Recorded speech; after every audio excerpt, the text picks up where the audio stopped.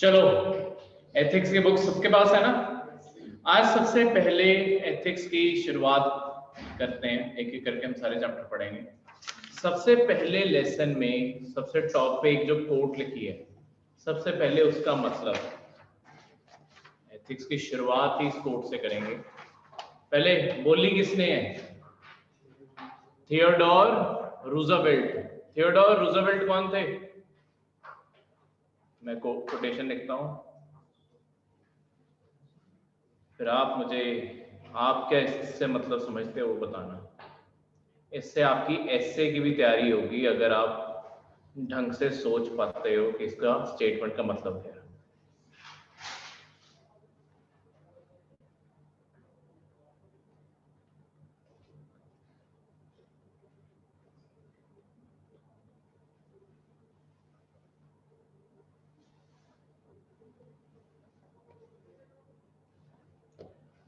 ये कोटेशन दी है आपके रूजवेल्ट ने। सबसे पहले तो रूजवेल्ट थे कौन? ये अमेरिकन प्रेसिडेंट रह चुके हैं, ठीक है। तो काफी फेमस पर्सनालिटी, वर्ल्ड वॉर 2 के टाइम इन्होंने यूएसए को लीड किया था एज अ प्रेसिडेंट। तो बताओ, to educate a man in mind, good afternoon Pawan, to educate a man in mind but not in morals is to create a maniac to society. इसका क्या मतलब है?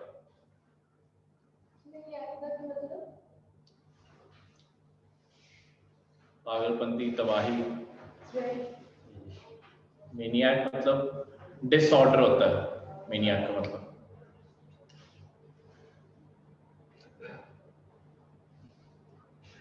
तो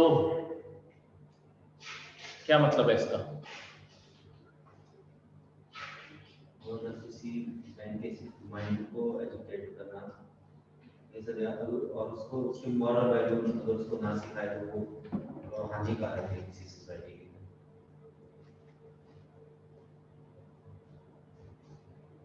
और कैसे है वही तो, मॉरल वैल्यूज मतलब एजुकेशन दे रहे हैं, माइंड टीच करना ही सर, एक चीज मॉरल वैल्यूज की हमें किसी के साथ कैसे रिस्पॉन्स करना है। मॉरल्स पे डिपेंड करता है कि अपन किਵੇਂ बिहेव करते हैं, बाहर किधर रहते हैं, और सारा बिहेवियर ठीक हो किसी पर्सन के साथ। To educate a man in mind मतलब किसी को सब सिखा देना, पढ़ा लिखा देना, सब कुछ सिखा देना, पर उसके इस्तेमाल, तुम उसका यूज कैसे करते हो, जो तुम कहना चाहते थे, ठीक है। ये इसका ये सही होगा कि उस नॉलेज को यूज करना ना सिखाना, ठीक है। नॉलेज सिखा दी, अब अगर तुमने किसी को न्यूक्लियर पावर बनानी सिखाई है, वो न्यूक्लियर से बॉम्ब भी बना सकता है, एनर्जी भी बना सकता है। तो अगर तुमने उसे मॉरल्स में नहीं ट्रेन किया, वो एक्चुअली बुरी तरफ ही जाएगा, ठीक है। तो सिर्फ माइंड से किसी को ट्रेन करना काफी नहीं है, उन्हें मॉरल से ट्रेन करना भी जरूरी है। क्लियर है? कोई डाउट?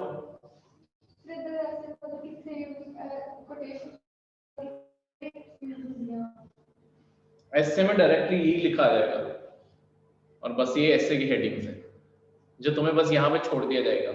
तुम्हें 1000 वर्ड लिखने हैं इसके ऊपर,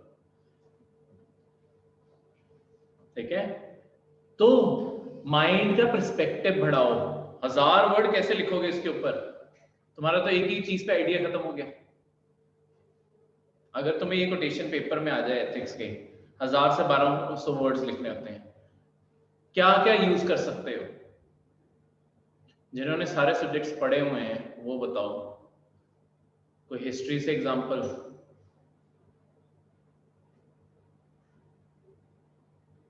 एनवायरमेंट डिस्ट्रक्शन पे example, economic example, political example, IR का एग्जांपल। हिस्ट्री में बहुत उसका एग्जांपल है, सबसे टुगलक का। किसका? टुगलक का ले सकते हैं। तो उसमें मॉरल का इशू कहाँ था उसके? उसके बाद ब्रेन के द्वारा कोई सही से यूटिलाइज करना नहीं आता था उसको, तो नहीं, इससे सोसाइटी को तो किसी तरीके से हार्म नहीं किया ना, वो तो उसकी मूर्ख, वो तो चलो उसके पॉलिटिकल डिसीजंस फेलियर हुए, मॉरल्स में कहाँ किसी की गलती हो, किसी ने मॉरली कोई गलत हो। औरंगजेब का एग्जांपल हो सकता है। औरंगजेब रिलीजन को बहुत ज्यादा मानता था, पर रिलीजन की एक बेसिक टीचिंग के बाकियों की तरफ टॉलरेंट होना भी जरूरी है, वो कभी अपना नहीं पाया। तो वो अपने आप को कहने के लिए एक रिलीजियस पर्सन था, पर वो मॉरल्स में, रिलीजियस मॉरल्स में एक फेलियर था। ठीक है,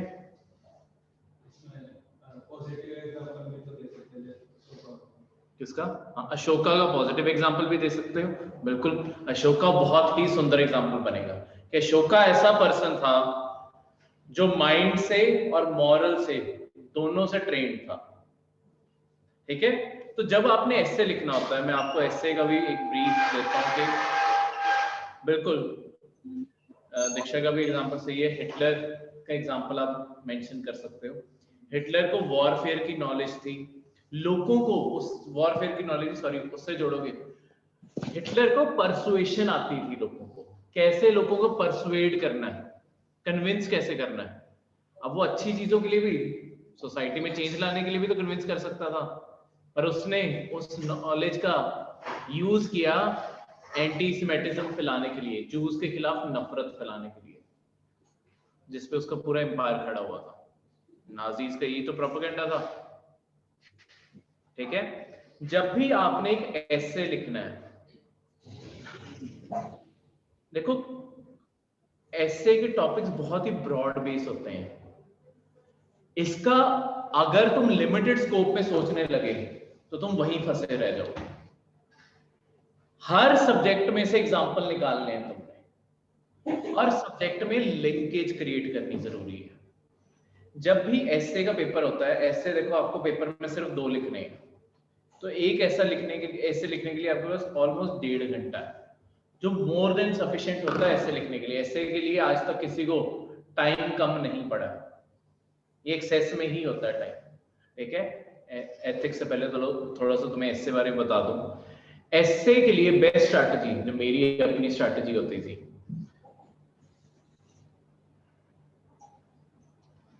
एक टेबल बनाना है तुमने, जिसमें 2 कॉलम तो होंगे। स्ट्रक्चर रियलाइज कर लो, मुझे इसने बहुत बेनिफिट दिया है, तो मेरे 150 से ज्यादा नंबर आते रहे ऐसे में, one of the highest ranks में काउंट होगा ऐसे के, सिर्फ ऐसे के अगर तुम काउंट करो।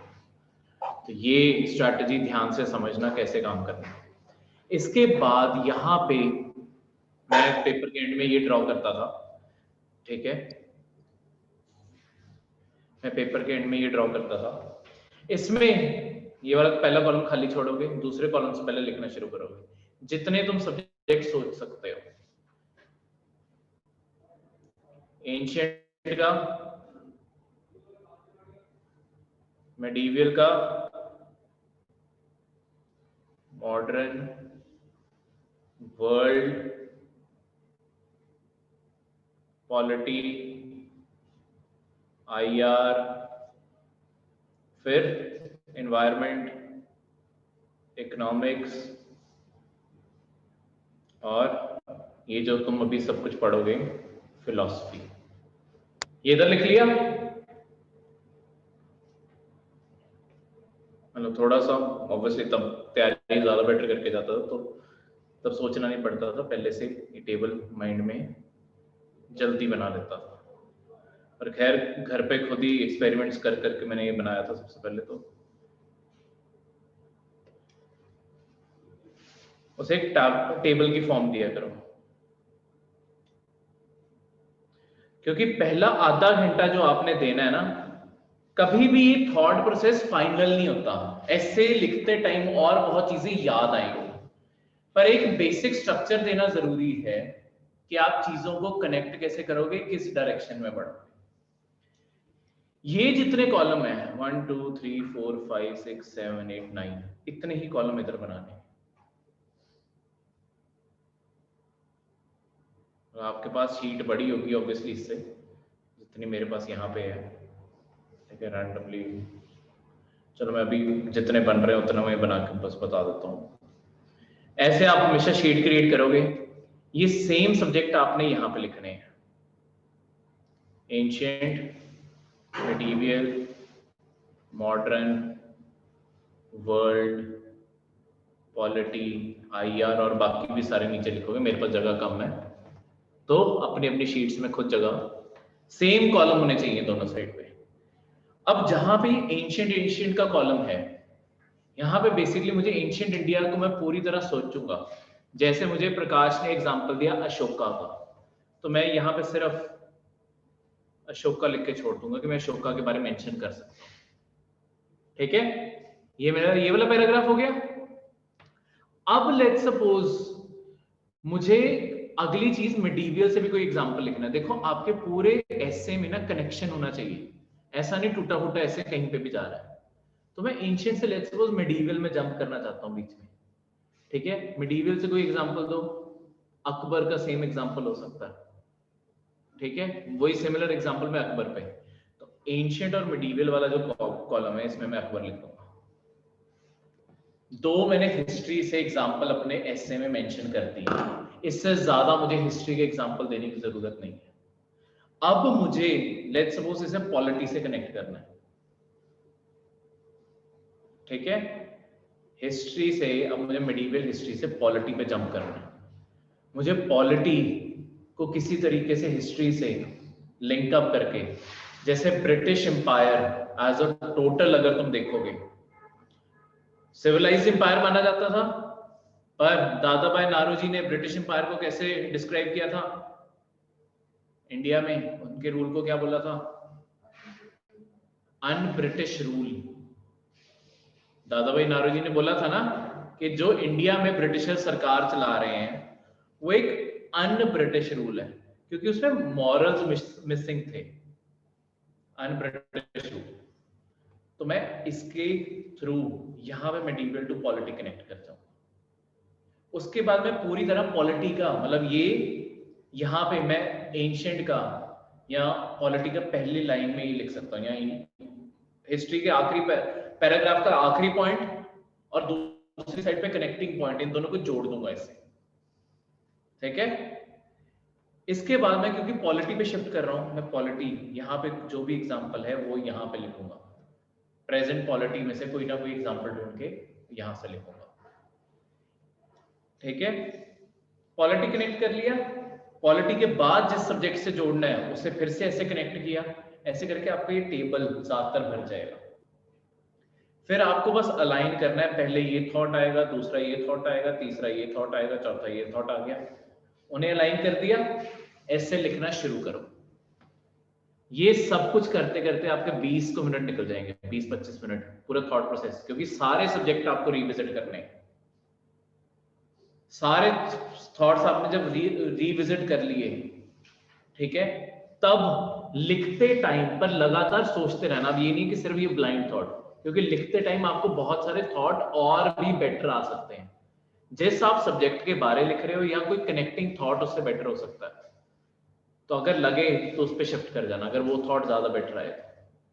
ये फर्स्ट थॉट है, पर एटलीस्ट एक थॉट आपने पहले 20 मिनट में जनरेट कर लिया। अगर ये थॉट को आप प्रॉपरली जनरेट कर पाते हो, आपके मतलब दोनों क्वेश्चन अच्छे से कर लेते हो, कम से कम 120-125 नंबर तो ले ही जाओगे, क्योंकि यही चीज आपके पेपर में देखी जाती है। इसके बाद आप कैसा लिखते हो उस पर बात आई। जो ये सारे सब्जेक्ट्स का कनेक्शन नहीं बिठा पाते वो 95 उस नंबरों पे भी गिर जाते हैं। ठीक है, उम्मीद बहुत काफी कुछ निकल गया है। ये चीज स्टार्टिंग से नहीं, इसे रिकॉर्डेड पार्ट देख लेना इसका। ठीक है, मैं पिछले 20-25 मिनट से बता रहा हूँ, तो ये तो खत्म होने वाला हो गया टॉपिक, रिकॉर्डेड वाला पार्ट देख लेना इसका। तो वो 95 पे भी गिर जाते हैं। तो आपके एसे में हमेशा डाइवर्सिटी दिखनी चाहिए। तो डाइवर्सिटी ऐसे दिखाई जाती है, ये कनेक्टिंग थॉट ऐसे बनाए जाएंगे हमेशा। ठीक है, इसके अलावा मतलब पूरी, क्योंकि आपके पास A4 शीट लंबी में पड़ी होती है, ये सब कुछ ऊपर आ जाएगा। 1 वर्ड में लिखने की कोशिश करो। अगर कोई चीज लेट्स सपोज जैसे फिलोसोफर की कोई कोटेशन है, आपके पास तो नीचे भी A4 की शीट खाली पड़ी है ना, वहां पे कोट लिख के नीचे कोट लिख के अभी रख लो, ठीक है, किसे मेंशन करना है। कोई आपके पास डायग्राम है, डायग्राम की साइड पे बस एक छोटी सी फिगर बना के रख दो कि मैं ये ड्रॉ कर दूं, किसके साथ ड्रॉ करना है उसके साथ पॉइंट आउट करके रख देना।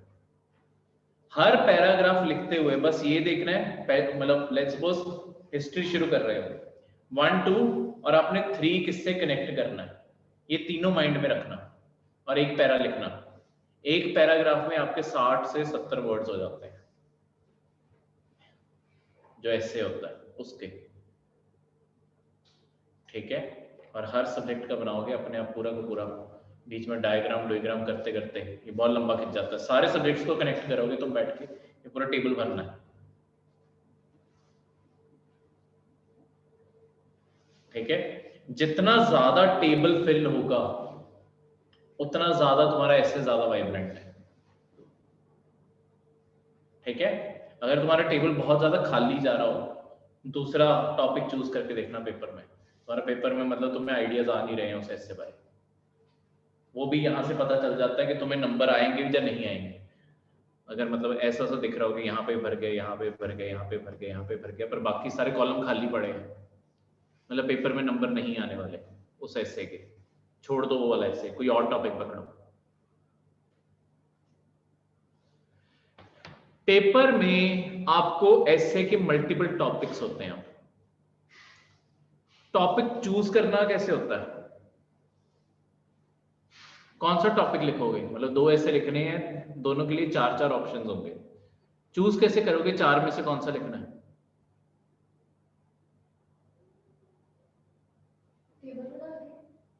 सबका टेबल बनाने लगे तो 3 घंटे इसी में बिता दोगे। पहले सबके एनालिसिस करोगे तो कैसे एनालिसिस करोगे, सिर्फ पढ़ के कि इनमें से मैं कौन सा लिखूं, ये तो बाद की बात है कि बाई चांस बना नहीं तो कोई और ऑप्शंस कंसिडर करनी पड़ेगी। चूज कैसे करोगे, हाँ जी ऑनलाइन भी बता सकते हो मुझे कि आपके पास जो 4 के ऑप्शंस हैं, आप चूज कैसे करोगे कि ऐसे लिखना कौन सा है।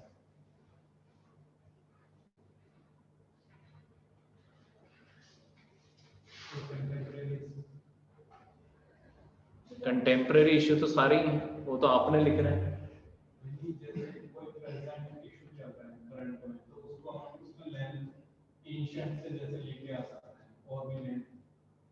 कंटेंट वाइज प्रॉब्लम नहीं होगी, ठीक है। तो आपका प्रोसेस ये है कि मतलब जिसके बारे में सबसे ज्यादा नॉलेज हो।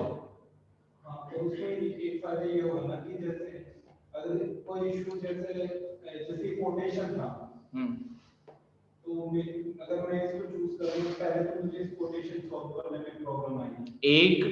2 सेक्शन होते हैं आपके एसए के पेपर में, सेक्शन ए और सेक्शन बी। सेक्शन बी होता ही कोटेशन है, ठीक है। तो भी कोई ऐसा दूसरी कोटेशन हो ना, अगर इसमें तो इसी को सॉल्व करने में टाइम चाहिए। ये तो है। और अगर कोई कोटेशन ऐसा है जो मैं कनेक्ट कर सकता हूं प्रेजेंट इशू से, बिल्कुल। देखो एसए का जब आपने टॉपिक चूज करना है ना, आपका एक पॉइंट सही है, ठीक है। एसए का एक थॉट बिल्कुल सही है कि मुझे जो आता है सबसे पहले यही देखना है किस किस किस चीज की नॉलेज है, क्योंकि जिसकी नॉलेज ही नहीं है उसे लिखने बैठोगे बहुत ही डम ऐसे लिखोगे, टीचर तुम्हारा पेपर ही फाड़ के फेंकेगा कि लिखा क्या इसने, ठीक है। मिलना भी नहीं चाहिए, ये कूड़े के डब्बे में जाएगी, ठीक है। ऑब्वियसली वो कर नहीं सकते पर मन में आ सकता है कि कूड़े में क्यों नहीं है। तो सबसे पहले तो नॉलेज जरूरी है। नॉलेज के बाद लेट्स सपोज मैं आपको इस साल के एग्जांपल्स में देता हूं। इस साल फार्म डिस्ट्रेस पे आपको एक कोई ऐसे आता है, एक आपको एजुकेशन पे कोई ऐसे आता है, एक हेल्थ केयर पे आपको कोई ऐसे आता है, कौन सा लिखोगे इसमें से?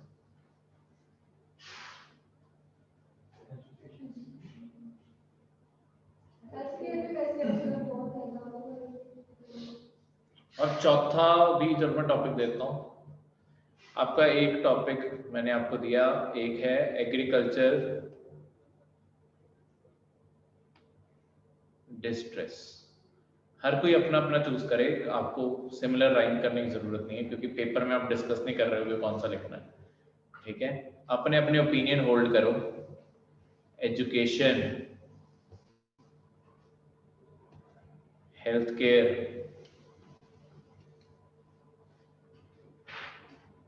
इनमें से उम्मीद एक ऐसे चूज करना है आपने, आपको 4 ऑप्शंस आ रही हैं तो।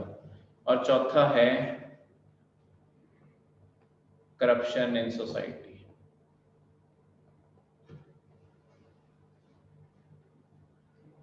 करप्शन आया सोशल नॉर्म का, ये लो थोड़े से और पॉलिश कर दो, एज सोशल नॉर्म। क्या लिखोगे? एक एग्रीकल्चर के लिए वोट आया, एक करप्शन के लिए वोट आया, एक हेल्थ केयर के लिए वोट आया, एक और हेल्थ केयर के लिए वोट आ गया, हेल्थ केयर के लिए वोट आया, agriculture, health care, education, corruption, education. Online भी जिनका रह गया एजुकेशन सर। एजुकेशन, नताशा। हाँ जी सर। अच्छा, हेल्थ केयर, निताशा आपका आया नहीं, सुना नहीं। और पवन आपका भी एजुकेशन सर।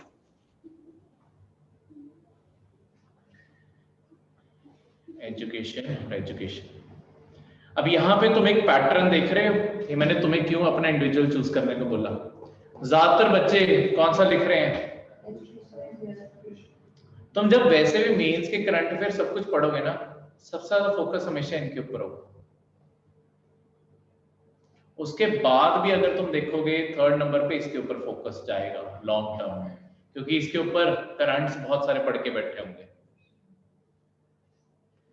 अगर तुम्हें लास्ट फील्ड की नॉलेज है, ठीक है, चाहे थोड़ा सा तुम्हें अनकंफर्टेबल लगे लिखना और सोचना ज्यादा पड़े, जो हमेशा लीस्ट प्रेफर्ड ऐसे होता है ना, वो लिखना होता है।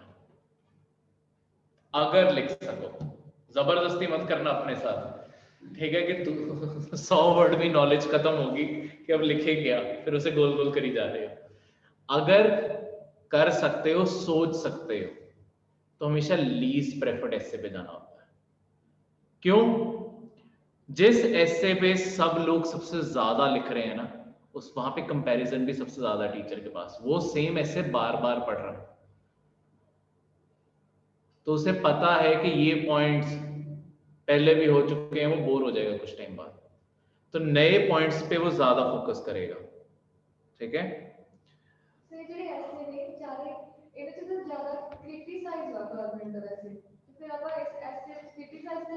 तुमने क्रिटिसाइज करना क्यों है? तुम्हें कौन पूछ रहा है कि सरकार का क्रिटिसिज्म करो? ऐसे में कहीं नहीं लिखा होता कि क्रिटिसिज्म करना है। तुम्हें करना ही क्यों है? तुमसे पूछे ही कहां गया है? तुमसे पॉजिटिव भी नहीं पूछे गए, नेगेटिव क्यों? एजुकेशन में बुरे क्यों बोलना है? गवर्नमेंट ने किया क्या? गवर्नमेंट कहीं तो लेके आई है ना हमें। तो तुम 100 ऐसे में तुम्हें देखो, ऐसे में क्यों लिखा होता है कि बस ये टॉपिक है, दैट्स इट। तुम्हारे दिमाग में अब क्रिटिसिज्म आ रहा है, मेरे दिमाग में तो एक भी टॉपिक का क्रिटिसिज्म नहीं आया। मैंने सोचा भी नहीं सरकार का नाम भी बीच में लाने का।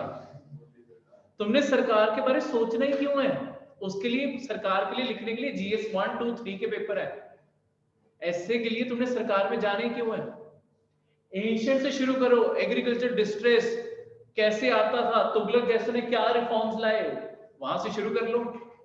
बिल्कुल ही किसी और फ्लो में जाओ, तुम्हें सरकार को बीच में लाने क्यों है? आजकल भी जो स्ट्रेस है, मतलब अगर तुमने लिखना है आजकल जो स्ट्रेस है उसे टैकल करने के लिए सरकार ने क्या क्या कदम उठाए हैं वो लिख दो, ठीक है। सजेशन पैराग्राफ होनी चाहिए, ऐसे में कभी पॉइंट्स नहीं होते हैं, ठीक है। तो सजेशन बीच बीच में कहीं कहीं खुद ही आते रहेंगे, डिस्ट्रेस क्यों है, मतलब इंट्रोडक्शन ये होगी कि डिस्ट्रेस अभी है और क्यों है, फिर हिस्ट्री से शुरू करो कि डिस्ट्रेस कोई नई बात नहीं है,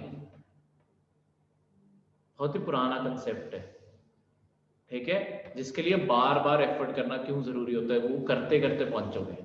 इकोनॉमिक एंगल दो डिस्ट्रेस का, सोशल एंगल दो, सोशल कॉजेस बताओ उसके पैराग्राफ फॉर्म में। सरकार का कहीं लिखा नहीं है तो सरकार को बीच में धक्के से घुसाने की जरूरत नहीं है, कोई स्कीम कोई पॉलिसी उसका कोई पैराग्राफ बनता है वो बना सकते हो। सरकार को फालतू में यहाँ क्रिटिसाइज करने की जरूरत नहीं, सरकार बेचारे एक जगह तो कह रहे हैं कि हम अपना नाम ही नहीं ले रहे, तुम क्यों हमें डालना चाहते हो, अपने व्यू देने हैं, और तुम्हारे व्यू में तुम कभी भी एंटी गवर्नमेंट नहीं हो सकते, ठीक है, तो सरकार बारे सोचना ही नहीं है, सरकार है ही नहीं, दुनिया ही है बस एक। क्लियर है, इसका थॉट प्रोसेस समझ आ गया, कैसे ऐसे अटेम्प्ट करने होते हैं, पहली चीज कैसे क्या सोचनी है, दूसरी चीज क्या सोचनी है, ऐसे हम सबसे लास्ट में प्रैक्टिस करेंगे पर जाके, बिकॉज ये टेबल बनाने के लिए पहले नॉलेज सारी चाहिए, नहीं तो ये टेबल खाली दिखता है, क्योंकि जब पता ही कुछ नहीं तो करोगे क्या। तो पता होने को तो चलो तुमने किताबें पढ़ी हैं, पर मीन्स के अकॉर्डिंग कभी किताबें नहीं पढ़ी, तो मीन्स के फैक्ट्स ढूंढ के लाने पड़ेंगे तुम्हें पहले, ठीक है। थोड़ा थोड़ा तुम्हें रोज किसी चीज का होमवर्क दूंगा, उसके ऊपर तुमने रिसर्च करके अपने पॉइंट्स लाने हैं, और जो एक दूसरे को जानते हैं उनके पॉइंट सेम नहीं होने चाहिए, ठीक है, कि मुझे भी उसी वेबसाइट से वही मिला, ये कंसेप्ट नहीं होता, फिर अपने कंपेयर करके लाना कि आपके फैक्ट अलग अलग दिखने चाहिए, ठीक है, तुम्हारी मेहनत दिखनी चाहिए उसमें। सर ये पेपर में ड्रॉ करना पड़ता है टेबल? पेपर में मतलब इसे रफ में ड्रॉ करोगे आप, रफ शीट में ड्रॉ करोगे, फेयर में नहीं, ठीक है, ये रफ में ड्रॉ करो।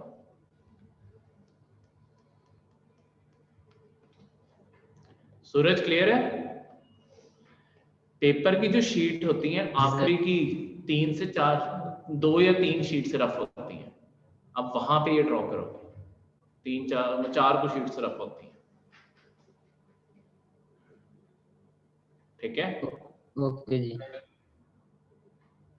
ये आपका एसे का बेसिक्स है, ऐसे कैसे लिखते हैं।